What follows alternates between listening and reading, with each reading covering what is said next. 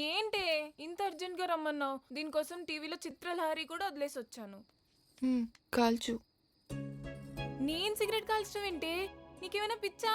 నా కోసం ఈ ఒక్కసారి కాల్చవే ప్లీజ్. వాసన వస్తే ఇంట్లో దొరికేస్తానే. ఏమీ దొరకవు. వెళ్తూ వెళ్తూ 4 జామాకులు తినేసి వెళ్ళు. కాల్చు కాల్చు.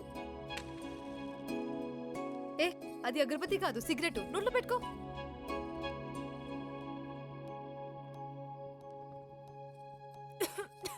ఏం కాదు ఏం కాదు, లోపలికి లాగు లోపలికి లాగు.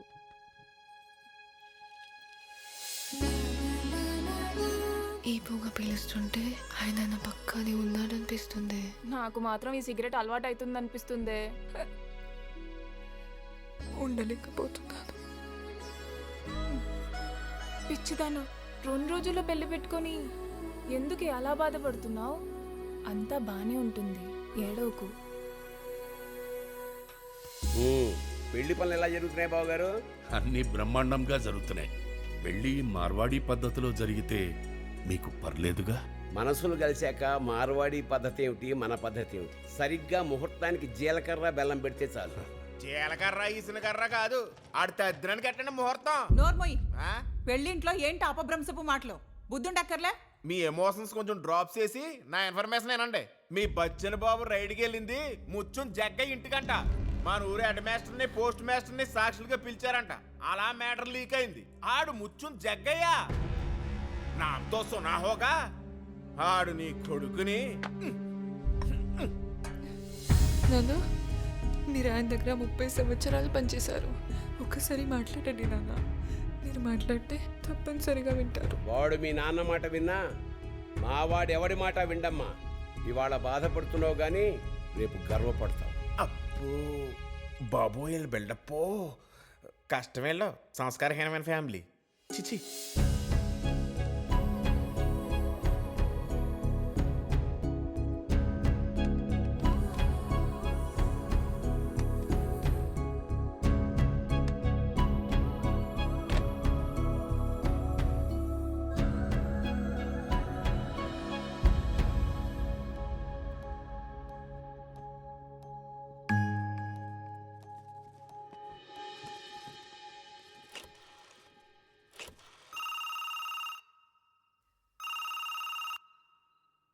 చిక్కి, ఎలా ఉన్నావు చిక్కి?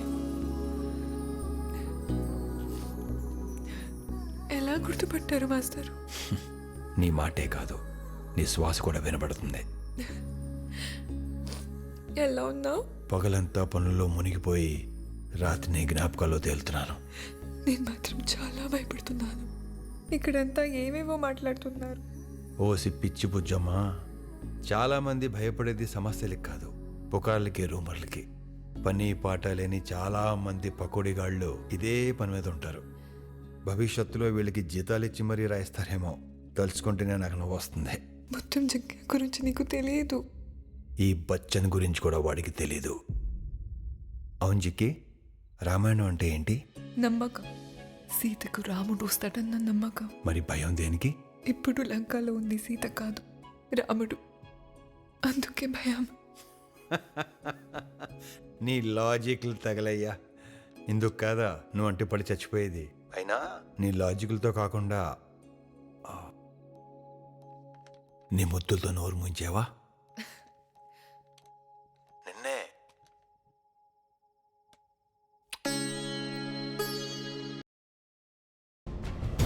సమాధానం చెప్పకుండా ఎక్కడ పోతున్నావు? ఎక్కడికి వెళ్తున్నావురా? నీ మీద కేసు పెట్టి నిన్ను నడి రోడ్డు మీద నిలబెడతాం. అక్కడి నుంచి నువ్వు డైరెక్ట్ గా వెళ్ళేది తిహార్ జైలుకేరా. డబ్బు ఎక్కడరా? నిన్నే అడుగుతున్నావు, చెప్పరా?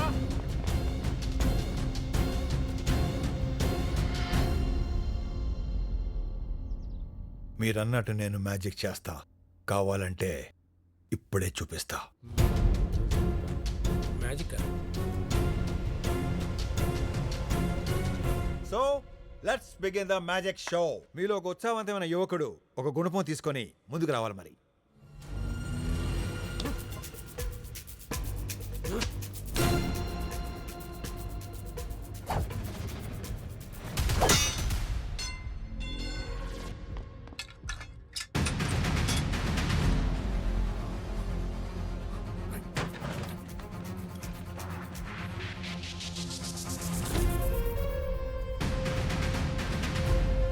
అందులో 2 బుల్లెట్స్ ఉంటాయి.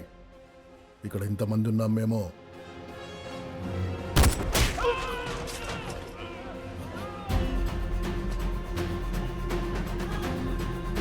బుల్లెట్ ఒక్కడికే తగులుద్ది, భయం అందరినీ తాకుద్ది. ఎందుకంటే 2 బుల్లెట్ ఎప్పటికైనా దిగొచ్చు.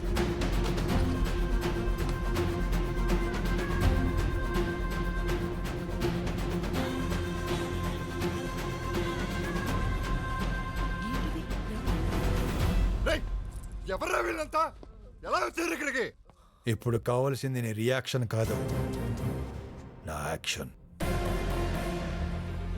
నెక్స్ట్ ఐటమ్ మా డిపార్ట్మెంట్ నేనే ఆ ఉత్సాహవంతులేని ఒకటి నేనే. అయితే అక్కడికి వెళ్ళి నేను చెప్పిన మంత్రం చేత్తో ఇలా అను.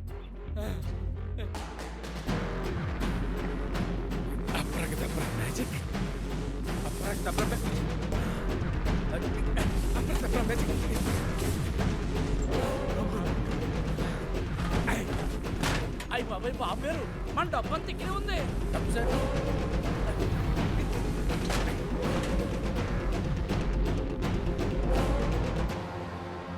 వీళ్ళని అప్పటికప్పుడే అక్కడికక్కడే కుమ్మి అవతల పడదొబ్బాలనుకున్నాను. కానీ నేనేంటో, నా కెపాసిటీ ఏంటో నీలాంటి ప్రేక్షకులకి రుచి చూపించాలిగా. పైగా క్రికెట్ మ్యాచ్ లైవ్లో చూస్తే కిక్ ఉంటుంది, కానీ మర్నాడు పేపర్లో చదివితే ఏముంటుంది చెప్పు. ఇంతకు ముందు చెప్పినట్టుగానే నీకు ఆఫర్ ఇస్తున్నా. నాతో వచ్చిన ఆఫీసర్స్ కానీ పోలీసులు కానీ నీకట్టు రారు. నేను ఒక్కడే నిలబడతా. దమ్ముంటే నీ మనుషుల్ని నన్ను దాటుకెళ్ళి డబ్బు తీసుకోమను.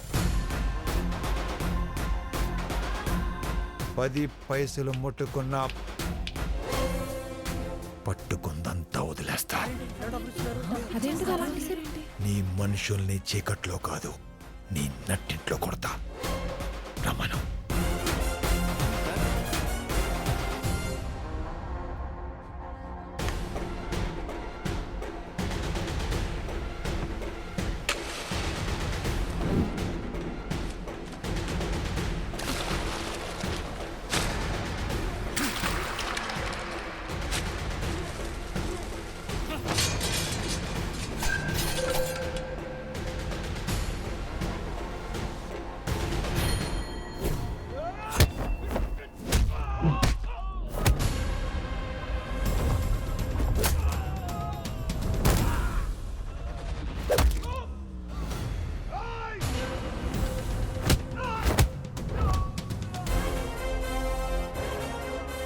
క్లారిటీ, నా మీద నీకు క్లారిటీ వచ్చిందా, వస్తుందా?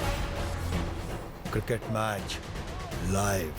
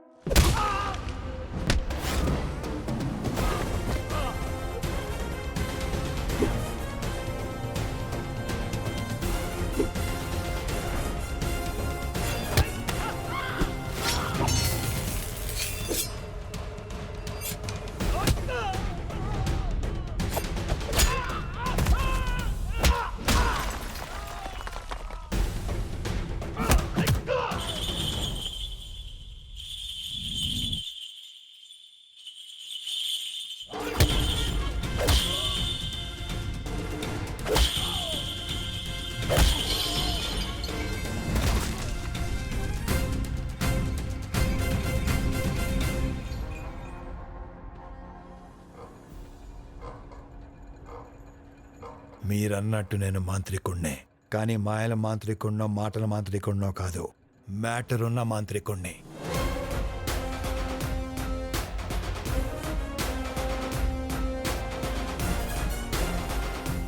వాటాల కోసం డ్యూటీ చేసే క్యారెక్టర్ కాదు నాది. ఫీల్డ్లో దిగాక ప్రాణాలైనా వదిలేస్తా కానీ పట్టుకున్న ఒక్క పైసా కూడా వదలను. నాతో ఉండాలంటే నాలా ఉండాలి.